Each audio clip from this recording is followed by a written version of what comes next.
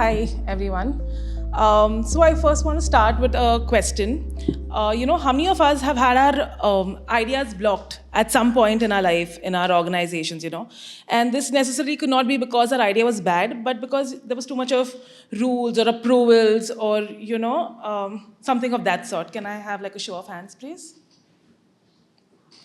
All right. So quite a few of us, right? I have a very small incident to share with all of you, something that had happened in one of my organizations that I've worked with. This one time when we were doing recruitments, it was a very different role that we were recruiting for, a new role rather in the organization, and we were struggling with it. It was taking a lot of time. And I spoke to my team lead and I said, how about we have a workaround for this? Let's try and getting people who have complementing skill sets rather than looking for a particular profile because it's not working out. And she said, all right, we could, but we'll have to inform the rest and people higher up who are taking decisions and the GM level people and all of that. So we decided fine, and then we went. We spoke to this person, and this person just turns around and tells her that tum apna dimag mat lagao. We are here to do that. You just sit and follow the recruitment process that is in place. And that just came like a slap on our face, For the very first time, we've always heard about bureaucracy and authority and all of that. And that was, that experience at least stuck with me for the longest time. And it just got our motivation down, and we didn't want to even think about doing things differently after that for the longest time. And then after that one incident, cut to a year and a half or two later, this was my journey at Frappe. Very different from what I did experience. As an HR and as a person who came from a traditional, so to give you a little backstory, I did work in a consultancy, then I moved to a corporate setup, and then Frappe happened for me. So for someone coming from that kind of a setup, I was very used to processes, approvals, and all of that. The first thing that I actually realized over here was that you don't really need permissions to take decisions, Max, you need to have context to a subject, and then you could take a decent decision. Post that, I saw various things happening. People discussing salaries openly, people challenging decisions that were taken, or at least having the guts to do that rather. And a lot of small things, a lot of votings happening in open rather than, having few set of people just discussing it and then. So those were the turning point for me. And then how did I feel about all of this? I was extremely liberated, to say the least, but I was also very terrified, right? Liberated because seeing that kind of autonomy given to people, seeing that kind of trust given to people, it was very liberating. And terrified because being an HR, you're so used to having a rule book, and now there's no rule book to hide under, right? Because if something goes wrong, then you are solely responsible for the whole thing. But that's when it all struck me, right? Culture is actually something that shapes everything. Processes, your products, your strategies, they will all change over time. But what lasts is our people, the way they think, the way they act, the way they react. So that stuck with me for the last 5 years now. So I was also reading a lot of registrations that came in, and even today, this morning, when you guys spoke, right, a lot of you all are very curious to, while Rishabh covered the most philosophical part and how things are done, you'll actually want to know how we practice this in our day-to-day lives, right? And it is really navigating through chaos. It's not, nothing is like a bed of roses here.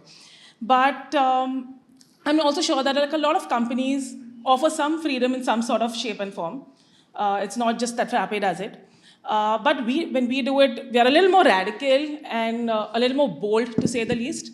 So Pick Your Own Pay is something that we've been doing. And we've been doing this from, say, 2021 now.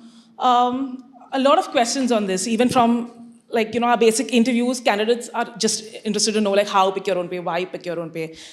And I'm sure even you guys are curious about it. So the main why, in my understanding at least, behind Pick Your Own Pay is, one is because of this entire democracy concept that we are practicing, and everything here, let me put a disclaimer, everything here is an experiment, which has worked for us and which is why we want to share, right?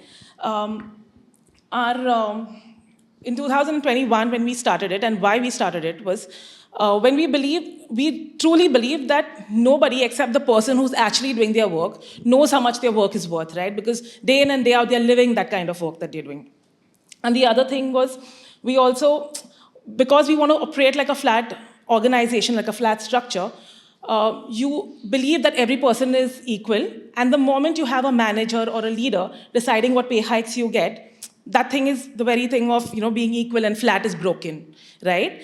So those were the few things, and we wanted to see how like a flat organization operates, and that's were the basic reasons broadly.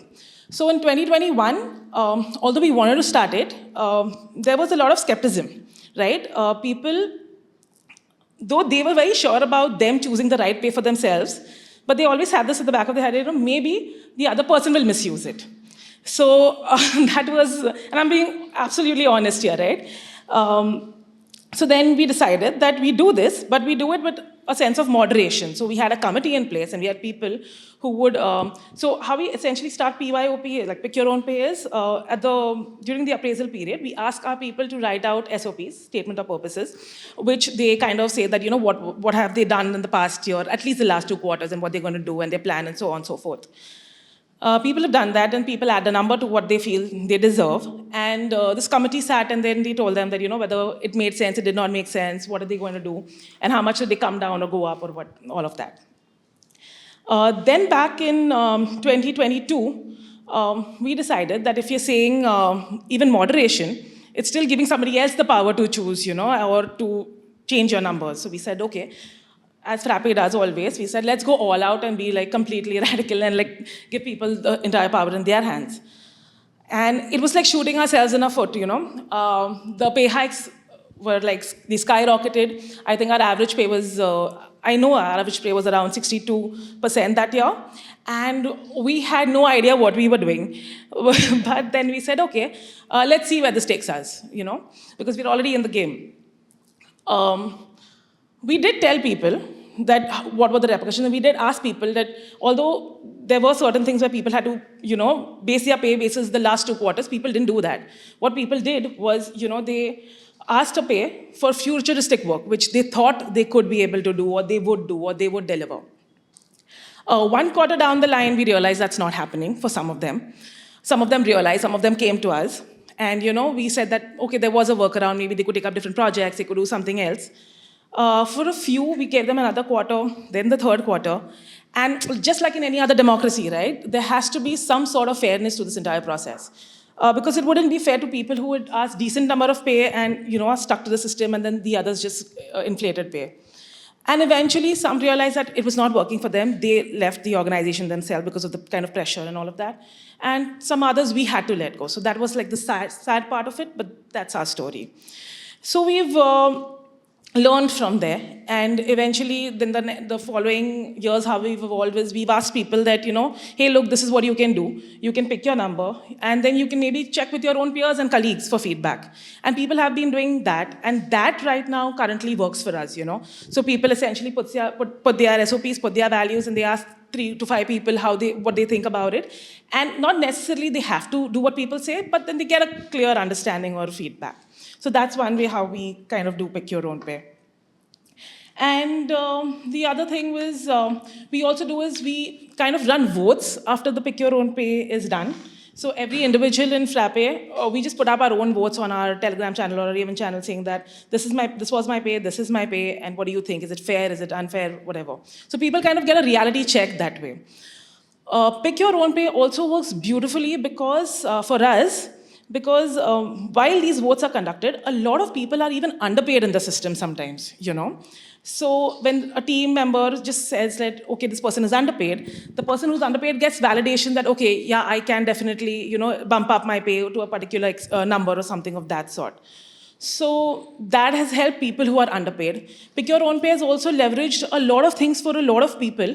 Like a fresher in our organization, like would start at a particular salary, and the person is like really good. But, in a traditional organization, probably it would take him 6 to 8 years to get to that particular pay that he or she actually deserves. Here, what happens is because, you're asking people, your work is talking for itself. And that these kind of people kind of get a leeway wherein, they can actually ask for something that they really deserve. So we've seen cases like that as well.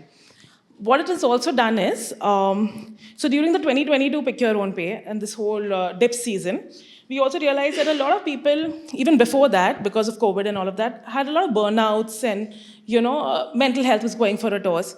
So Pick Your Own Pay also works for people who think that, maybe last year was really tough. You really don't know what's happening on the personal side of it. People have also had the opportunity of not taking a hike or reducing their pay or like just taking a smaller hike to take things easier. And that has actually happened. We've actually had incidents where people have not taken hikes. So, while we think and while we used to think that, Pick Your Own Pay will make people greedy and everybody's going to like just take hikes for the sake of it, we've actually seen people who have not taken hikes and stayed the same in that particular year. So for us, I think this was really nice and it's been working so far and we're hoping that it, continues to work. And so you would say that how do we keep this in check? So there are a lot of things that we do to keep it in check. After every quarter, we have like a quarter review. So where we, talk to people and we understand the whole process. So those parameters help us keep the accountability going. Another thing that we do and the way we express freedom in Frappe is picking our own work. This, I think Rahel already spoke about it, like how as a newcomer, it's encouraged him a lot. So what we essentially like to do in this part is we like to give people the freedom to choose what they work on. And this is more so because when people are actually invested in doing something that they truly believe, nobody but them can lead that project or that product to success, because they have an entire belief system that goes around it. And even in Pick Your Own Work, we've had a lot of ups and downs. So sometimes people can also use it as a trump card, say that, if you want to ask somebody to do something, they can say, hey, no, I will not do it because this is my work and this is what I've chosen to do. But then there are other ways of navigating through it. Like, you kind of influence people. You tell them that, you show them the reality. You show them why this is important. And then eventually people come around and they and if nobody does it, then those projects that are left, often we definitely hire for it. So it's not like just a good side to it. There's also things that we have to work around with, right? In a traditional organization, so another problem with Pick Your Own Pay or a challenge that used to happen was the teams from where people were switching, they started complaining that, there's no stability in the team and what are we going to do and all of that. So for that, then we eventually introduced a process wherein nobody can just switch teams overnight. You've got to give a 2 months notice to your current team and you try to wrap up work or that gives us time and space to even hire new candidates for that particular role. And eventually the person transitions in the new role. But we ensure that we're encouraging this kind of thing. We don't stop somebody just because there is nobody there. So how this is different, now you may say that, even other organizations let people switch, right?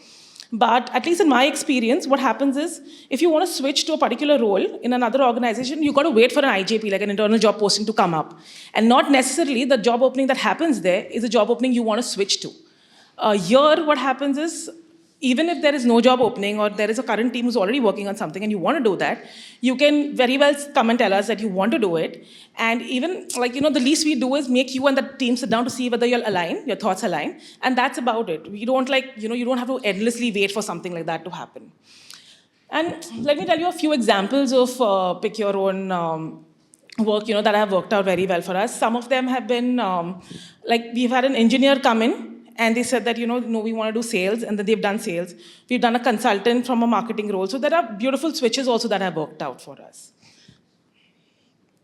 So transparency and accountability go hand in hand, right? Transparency helps us keep people accountable. So there are a lot of things that we do that are transparent is everything, rather. Our salaries, for one, are transparent. Then we also have, our salaries are transparent. Transparency also gives us a sense of equality. When I say that, what I mean is actually everybody from the CEO to our freshers in our organization have access to the same data.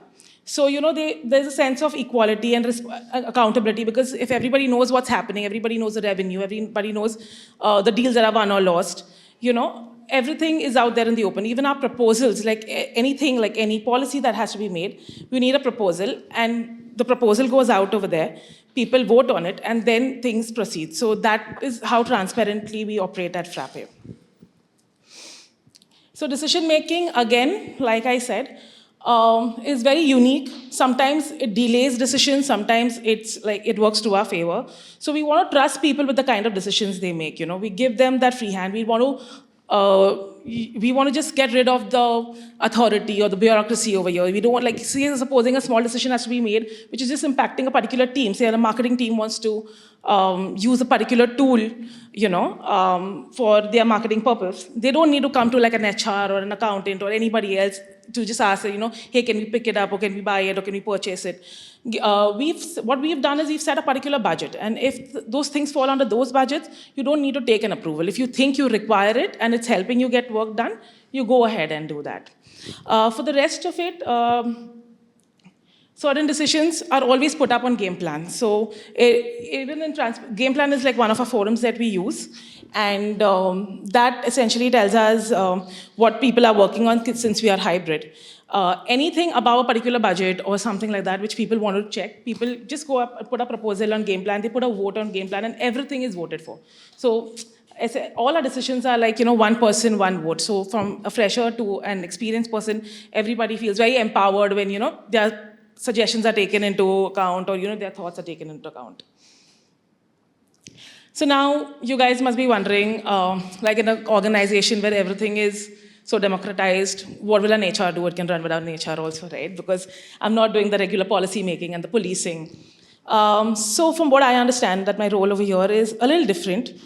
Since we are moving towards like the self-managed teams, my role here is more about people well-being, ensuring that, telling people the story, telling the story again and again, that why we do what we do, helping our new folks on board, just being there as an enabler for people, managing inter-team conflicts or, making people sit down across the table and talk about these things, having discussions on what kind of people we really want to hire in this organization, what kind of people work. It's not always, your JD and your competencies and then it works. It's not like that for us, right?